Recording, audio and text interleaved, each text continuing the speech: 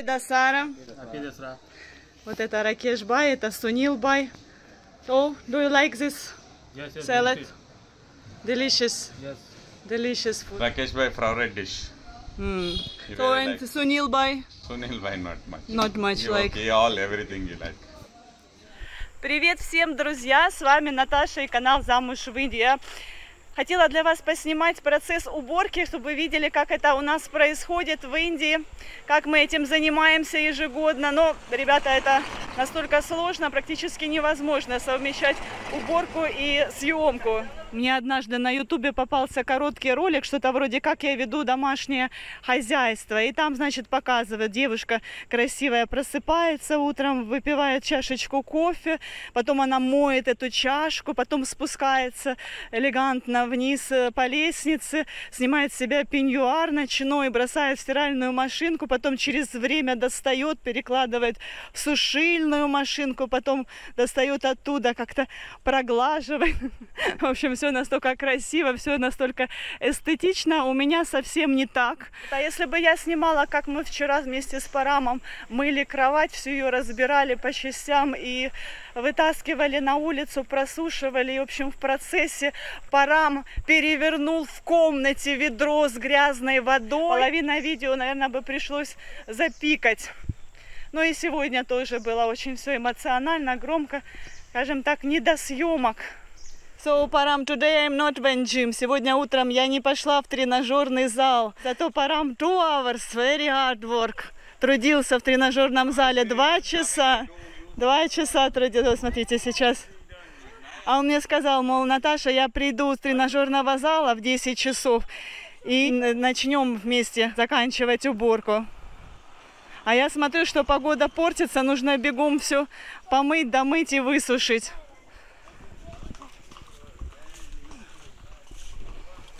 Нас решили подбросить по пути. Good afternoon. Good afternoon. Добрый день. А мы, значит, едем за покупками в город. Этот мужчина-водитель очень хорошо к Артуру относится. И говорит, я остановился ради него, но он едет почти пустой. Где-то мужчину этого не видно. Вот видите. Говорит, места много, увидел вас. Точнее, Артура, и решил подвезти. Я вот сейчас повыбрасывала, но это каждый год после сезона дождей выбрасываю, делаю чистку, специи, некоторые крупы, которые залежались, тоже выбросила. И вот сейчас едем, нужно купить все свеженькое. Вещей тоже много набралось, целый мешок, надо будет отдать нуждающимся людям. В основном это Артуркина одежда, то, с чего он вырос. Ну, там есть и мои наряды. Я, вы знаете, много покупаю. Ой, боже, Парам, аккуратнее. Покупаю много одежды и ношу очень аккуратно. Много покупаю, потому что в видео нужно выглядеть всегда как-то по-новому, разнообразно. Ну и то, что уже поднадоело, то, что уже примелькалось в видео, надо отдать. Но я пока не постирала. Еще до этого руки не дошли, уже постираю, высушу, и уже в следующий раз мы отвезем людям, которые будут очень этому рады. Вот, но уже все равно намного легче мне стало, как говорится, дышать стало легко. Я сейчас смеюсь, вспомнила, когда я работала в магазинчике. Мне, наверное, лет 22-23 было, вместе с напарницей. Мы там работали, и наша начальница, ну, ей вот как раз, наверное, столько лет было, сколько мне сейчас. И она нас, ну, не то чтобы заставляла, но давала нам задание поприбираться в таких местах, знаете. От этого совершенно торговля не зависит, чисто там или нет. Но, в общем, мы с подружкой не понимали, зачем там вообще убирать. Как вот я сейчас тоже везде в таких углах поубирала, там разбирали кровати, выносили мебель, все, каждую щелочку. Вот, и она так тоже любила, чтобы мы периодически делали в магазинчике. Вот, и после того, как мы поубираем, она приходила такая довольная. Ой, говорит, дышать стало легче. Ой, как хорошо дышится. А мы переглядываемся с этой подружкой, думаем, да нам и так прекрасно дышалось. Ты подумала, что мы будем покупать? А зачем тебе очередной пенал? Ну а зачем люди покупают? Ну, потому что покупают, когда ломается, например. А у меня что? У тебя не поломался. Да. Может быть, ты специально их ломаешь, чтобы каждый раз новые покупать. Все, ради.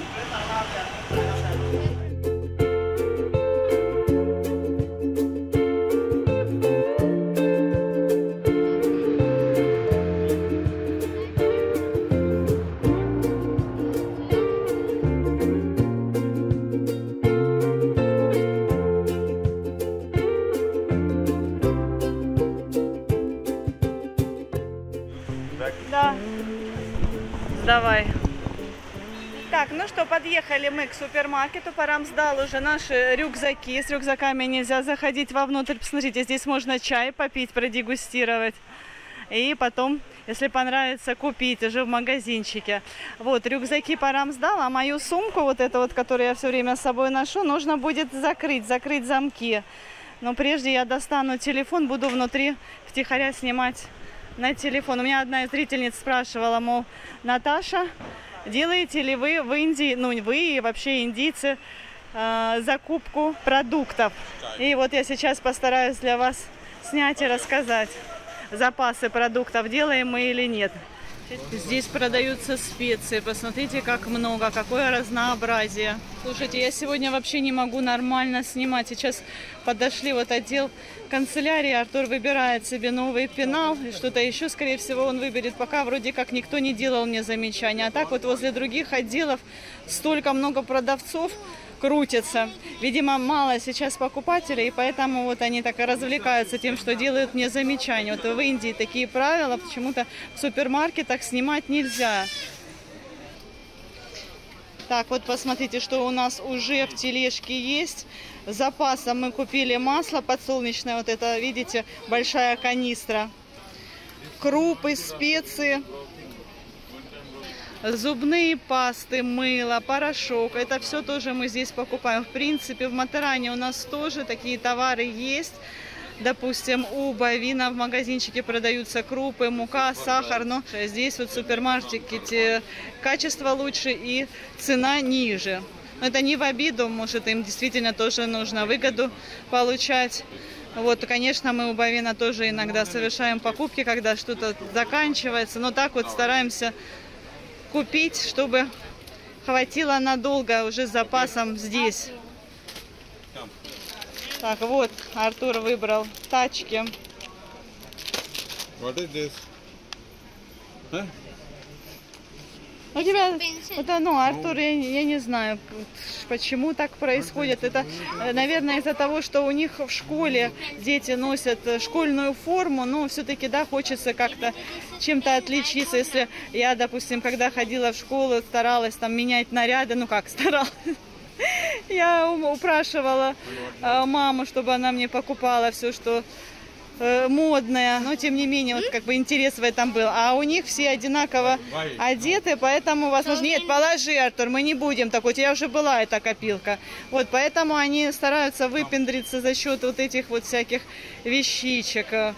Пенала, там ручек нет. Ручки они еще карандашами пишут. Карандаши, стиралки. О, да, мне как раз ручка. Не надо ручку, вы же не пишете ручками, Артур. Скоро будет праздник огней.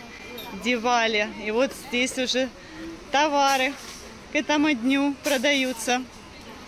Еще нет такого ажиотажа, что еще есть маленькое время. Но вот чем ближе к празднику, людей будет здесь значительно больше. А, порошок стиральный. Вот тоже вот то, что мы покупаем про запас. Порошок. Вот еще интересная полочка, так как в Индии много насекомых. Я с этим действительно столкнулась, когда убирала. Столько много пауков, ребята, у нас развелось. Я раньше думала, что пауки это к деньгам, к богатству. И никогда их не убивала. Даже некоторые зрители у меня замечали паутину. Вот у меня рука не поднималась никогда убить паука. Ну, не знаю, какое-то уважение у меня к ним было. Но в этот раз, когда чистила мебель, обнаружила их в таком количестве. И в то же время обнаружила, что деньги лопатами мы не гребем. И поняла, что это все неправда. Покажи, Артур. В общем, стала я их уничтожать. Вот, смотрите, что Артур нашел для меня. Ой, сынок, дернулась камера. Это лицо умывать. Я никогда таким не пользовалась. Ну, интересно. Давай, берем. Надо брать. Еще вот тоже очень популярный товар в Индии. Часто используют. Такие вот нафталиновые шарики. Они жутко воняют. Но это тоже от насекомых. Их кладут обычно в раковину. Ой, господи, ну слава богу, нам это не надо. Для лица. Нет, нет, не надо. Вот давай вот такое вот обновим полотенце сейчас. Повыбрасываем старые. Выбирай себе. Нет, так это хорошее полотенце. Они быстро сохнут, хорошо натуральные. Это очень хорошее полотенце. И себе выбирай какое. Ну вот, видите, полная тележка. Полная тележка набрали. Набрали всего, чего нужно и не нужно, я так понимаю. Да, Артур? Мы сделали покупки только для себя. Парам говорит, что до Дивали ему нужно будет еще обязательно приехать, может быть, даже без меня, для того, чтобы купить много товаров для отеля, для номеров, для клиентов. Нужно обновить полотенце, постельное, ну, в общем, и много чего еще для уборки номеров. Что, у Артура скоро день рождения, тоже надо будет прикупить. Но насчет дня рождения, кстати, у нас такие вот сейчас споры идут. День рождения у Артура выпадает на субботу. И Парам предлагает в субботу вообще ничего, но суббота это у нас клиентский день. Поэтому он говорит, что давай не будем вообще отмечать в субботу, а в воскресенье куда-то поедем, в какой-нибудь отель. Но ни мне, ни Артуру эта идея не нравится. Артур говорит, я хочу отпраздновать вместе со своими друзьями, хочу пригласить одноклассников. Ну и я тоже считаю, что это классно для ребенка. Пригласить много детей. Ну и что клиенты где-нибудь. Здесь дети, ну прям так шикарно, мало кто отмечает. Мы уже, по-моему, не позапрошлом году я показывала. Купили угощение, торт, самосы, напитки. Главное украсить хорошо, шарики. Я еще придумала различные конкурсы, соревнования. Ну, всем очень понравилось. И Артур был счастлив. Музыку мы еще организовали. Ну, вот Парам говорит, а вдруг клиентам нашим, постояльцам не понравится, что вот столько детей пришло, еще музыка играет. Я говорю, ну, это ненадолго, там часа 2 максимум. Но зато сколько радости ребенка. Что эти отели? Мы как бы и так без дней рождения часто ездим. Господи, так жарко. Ладно, то видите, Парам уже кривится. Я уже чувствую его. Знаете, вот я сейчас читаю его мысли. Он думает, вот что она вот это вот снимает, что-то снимает, вместо того, чтобы помогать. Нам надо быстренько собрать и поехать. Нам еще надо успеть, точнее, Артуру нужно успеть на дополнительные занятия. Через час у него дополнительные занятия, а потом еще после дополнительных занятий полчаса перерыв и вокал у него. Так что у нас график, да, в школе он уже сегодня успел побывать. Очень такой у нас график забитый, насыщенный. И нельзя терять ни минуты, ни секунды, а я все продолжаю болтать. Артур спрашивает, почему я на телефон сейчас снимаю, потому что у меня на камере трещина. И я вот, если, да, вот такие вот статические кадры снимаю на телефон, а трещину нужно менять обязательно в скором времени объектив, но для этого нужно ехать в Мумбаи. Вот, друзья, так что многие из вас заметили. Прошу прощения за такие вот технические проблемы, но постараюсь уладить как можно быстрее. Некогда нам ехать в Мумбаи. Может быть, в следующее воскресенье постараемся вырваться. Мы сейчас поднимаемся вверх. Посмотрите, Нерал как на ладони. Голубое небо, солнышко светит. И вот Матеран. Матеран. Идет дождь. Так как мы живем в горах, а горы собирают облака. Облака образуют тучи. И у нас постоянно дожди, у нас свой климат. Я что, провинилась? За что? Посмотри, какой шутник. Я подхожу уже, он берет опять, заводит мотор и отъезжает. Очень смешно. Good exercise, да? Мало я с утра поработала. Опять, смотрите, заводит. Мы с утра так с ним поругались, мне так не понравилось, что я, получается, специально не пошла в тренажерный зал, чтобы уборкой заниматься, а он пошел.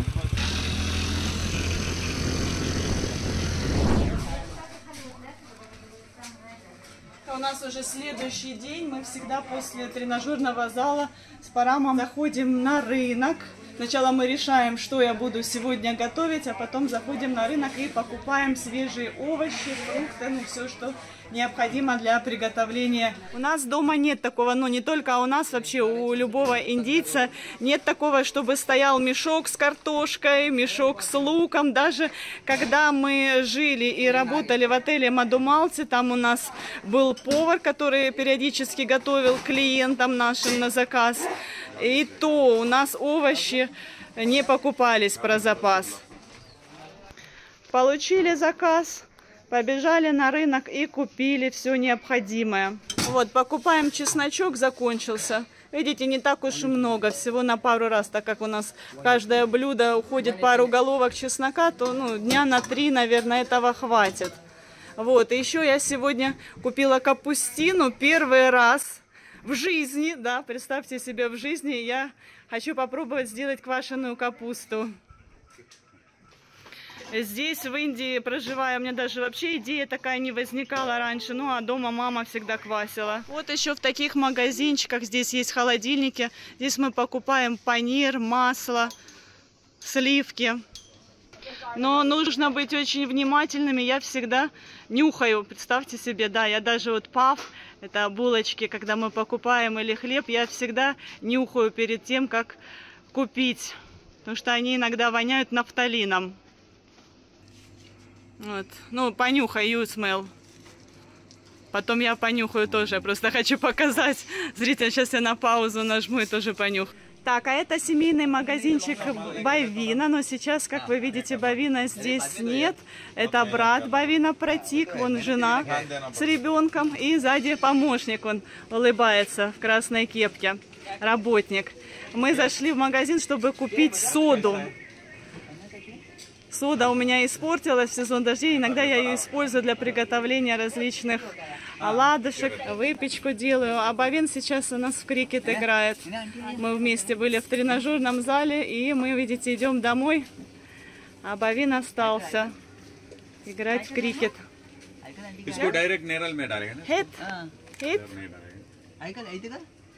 Скромный мальчик. Папа говорит, он только проснулся, поэтому он еще такой сонный и молчаливый. Вот, но больше всего я люблю делать покупки у этих женщин, которые продают свое. Все свеженькое, свежайшее, с грядки только, без ГМО. Вот этим товарам я доверяю на 100%. Мы сейчас купим окру. Бинди, окра, леди-фингер, по-разному называют этот овощ. А тут, видите, у нас работы идут ремонтные, трубы меняют, всю главную дорогу раскурочили, ну ничего. И видите, сколько много женщин занято этим трудом, молодых, красивых, деревенских женщин. Интересно, что женщины трудятся наравне, а то, может быть, даже и не наравне с мужчинами. Мне кажется, что они более активные. Вот парень в основном стоит. Значит, а получают меньше. Парам, сколько у них зарплата? 300 girls, 500 boys. 300 рупий женщины, 500 рупий мужчины.